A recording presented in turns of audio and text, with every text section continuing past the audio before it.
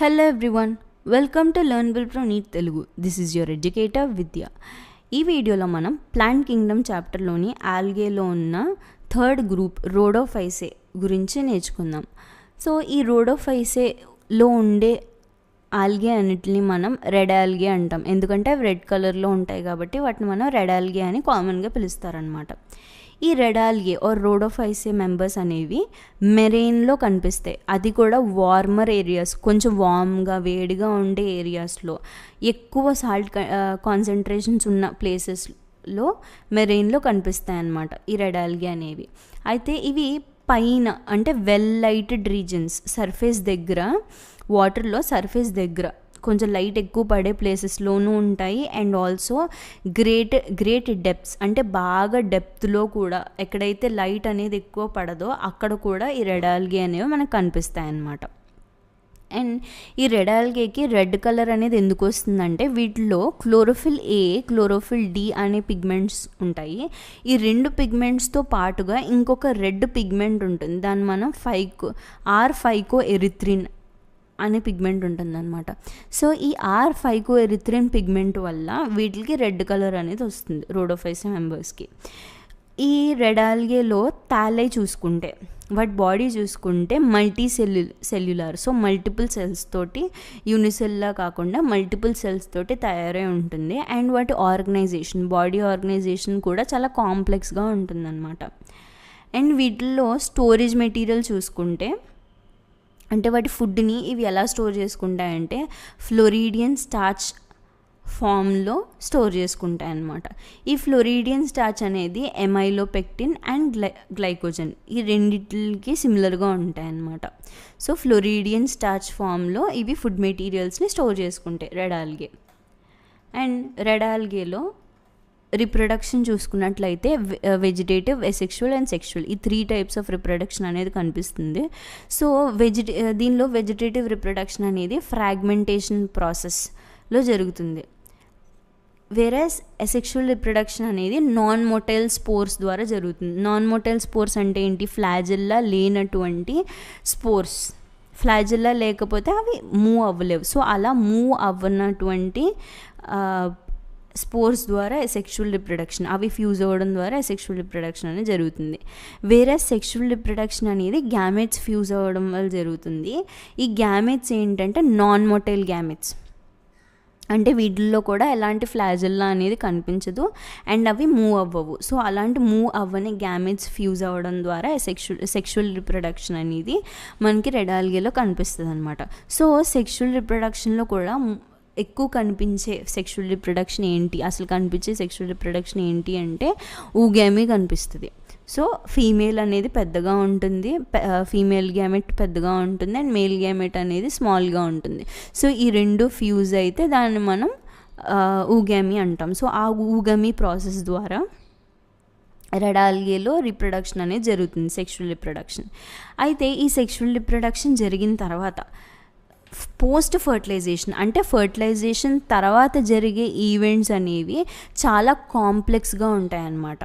చాలా complex stages అనేవి మనకి కనిపిస్తూ ఉంటాయన్నమాట పోస్ట్ ఫర్టిలైజేషన్ ఈవెంట్స్లో.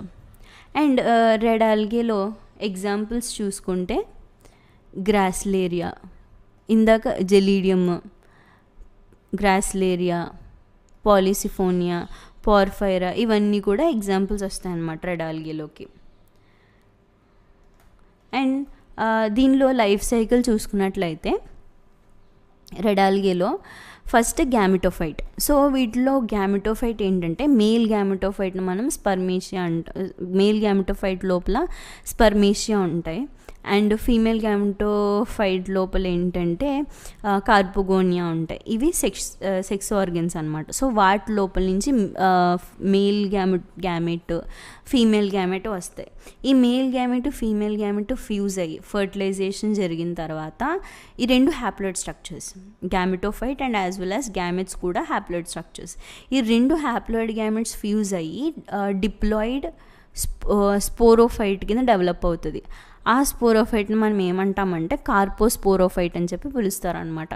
ఈ కార్పోస్పోరోఫైట్ లోపల కొన్ని స్పోర్స్ ఉంటాయి, డిప్లాయిడ్ స్పోర్స్ ఉంటాయి. ఆ డిప్లాయిడ్ స్పోర్స్ని మనం కార్పోస్పోర్స్ అని చెప్పి పిలుస్తాం. ఈ కార్పోస్పోర్స్ అనేది తర్వాత మియోటిక్ డివిజన్ జరిగి హ్యాప్లాయిడ్ స్ట్రక్చర్స్ కింద ఫామ్ చేస్తాయన్నమాట. ఈ స్ట్రక్చర్స్ని టెట్రాస్పోరోఫైట్స్ అంటాం. సో కార్పోస్పోరోఫైట్స్ అనేవి డిప్లాయిడ్ స్ట్రక్చర్స్. టెట్రాస్పోరోఫైట్స్లో మనకి ఏంటంటే టెట్రాస్పోర్స్ అనేవి కనిపిస్తాయి అన్నమాట. టెట్రాస్పోర్స్ అనేవి హ్యాప్లాయిడ్ స్పోర్స్. సో తర్వాత ఈ హ్యాప్లాయిడ్ స్పోర్స్ అనేవి జర్మినేట్ అయ్యి హ్యాప్లాయిడ్ గ్యామెటోఫైట్స్ కింద డెవలప్ అవుతాయి అన్నమాట. ఇది లైఫ్ సైకిల్. సో దీనిలో కూడా అంటే రెడ్ ఆల్గేలో కూడా డామినెంట్ ఫేజ్ వచ్చేసి గ్యామెటోఫైటిక్ ఫేజ్ అనమాట. అంటే హ్యాప్లాయిడ్ స్ట్రక్చర్సే వాటి డామినెంట్ ఫేజ్ కాబట్టి రెడ్ ఆల్గే కూడా హ్యాప్లాంటిక్ లైఫ్ సైకిల్ అని చెప్పి చెప్తామన్నమాట. ఇది రెడ్ ఆల్గే గురించి. అండ్ నెక్స్ట్ ఆల్గేలో ఎకనామిక్ ఇంపార్టెన్స్ చూసుకున్నట్లయితే అంటే ఎర్త్ మీద ఉన్న half of the carbon dioxide fixation, మొత్తం టోటల్ కార్బన్ డైఆక్సైడ్ ఫిక్సేషన్లో హాఫ్ అమౌంట్ ఈ ఆల్గే చేస్తాయన్నమాట ఫోటోసింథసిస్ ప్రాసెస్ ద్వారా. అంటే ఎన్వైర్న్మెంట్లో ఉన్న కార్బన్ డైఆక్సైడ్ని వేరే ఫామ్స్లో కన్వర్ట్ చేయడాన్ని కార్బన్ డైఆక్సైడ్ ఫిక్సేషన్ అంటారు. సో ఆ కార్బన్ డైఆక్సైడ్ ఫిక్సేషన్ అనే ప్రాసెస్ అట్లీస్ట్ హాఫ్ దాకా ఈ ఆల్గే చేస్తాయి. అండ్ ఇవి ఫోటోసింథసిస్ ప్రాసెస్ చేస్తాయి కాబట్టి ఆ ఉండే దగ్గర వాటి పక్కన డిజాల్వ్డ్ ఆక్సిజన్ని లెవెల్ని ఇంక్రీజ్ చేస్తూ ఉంటాయన్నమాట ఆల్గే. అదొక ఎకనామిక్ ఇంపార్టెన్స్. నెక్స్ట్ వీటిల్లో ఆల్గే ఏంటంటే మెయిన్ వాటి ఇంపార్టెన్స్ ఏంటి అని చూసుకున్నట్లయితే అవి ఎనర్జీకి ప్రైమరీ ప్రొడ్యూసర్స్ అన్నమాట. సో ఆక్వాటిక్ యానిమల్స్లో వాటి ఫుడ్ సైకిల్స్లో మెయిన్ బేస్గా ఏమి ఆర్గానిజం ఉంటుందంటే ఆల్గేస్ ఉంటాయి. సో మెయిన్ ఫుడ్గా తీసుకునేవి ఏంటంటే ఈ ఆల్గేని కన్జ్యూమ్ చేస్తాయన్నమాట.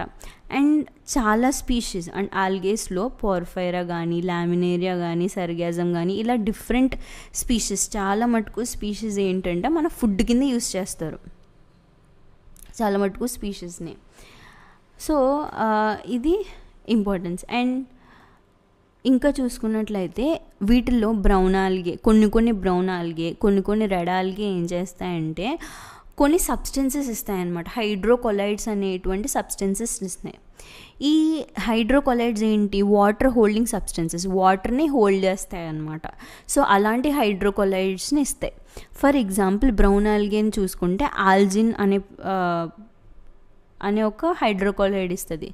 రెడ్ ఆల్గే చూసుకుంటే కెరాజిన్ అనే ఒక సబ్స్టెన్స్ ఇస్తుంది. సో ఇవన్నీ ఏంటంటే హైడ్రోకొలైడ్స్ అనమాట. కమర్షియల్గా యూజ్ అవుతాయి మనకి ఇవి. అండ్ జెలీడియం, గ్రాస్లేరియా ఇవి ఏంటంటే రెడ్ ఆల్గే. ఇవి ఏం చేస్తాయంటే అగార్ని ఇస్తాయి మనకి.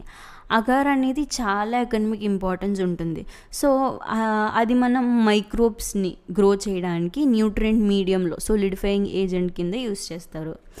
నెక్స్ట్ ఐస్ క్రీమ్స్ని, జెల్లీస్ని తయారు చేయడానికి కూడా ఒక సోలిడిఫైయింగ్ ఏజెంట్ కింద అగార్ని యూస్ చేస్తారనమాట. నెక్స్ట్ క్లోరెల్లా అనేది ఏంటంటే యూనిసెల్యులర్ ఆల్గే. ఈ క్లోరెల్లా అనేది ఏం చేస్తుంది? Very highly rich in proteins అనమాట. సో దానివల్ల ఏం చేస్తారంటే స్పేస్కి ట్రావెల్ చేసే స్పేస్ ట్రావెలర్స్ ఎవరైతే ఉంటారో వాళ్ళు ఈ క్లోరెల్లాని ఫుడ్ సప్లిమెంట్ కింద తీసుకుంటారు. సో ఇది economic importance of algae. I hope you all like this video. Thanks for joining us in learning.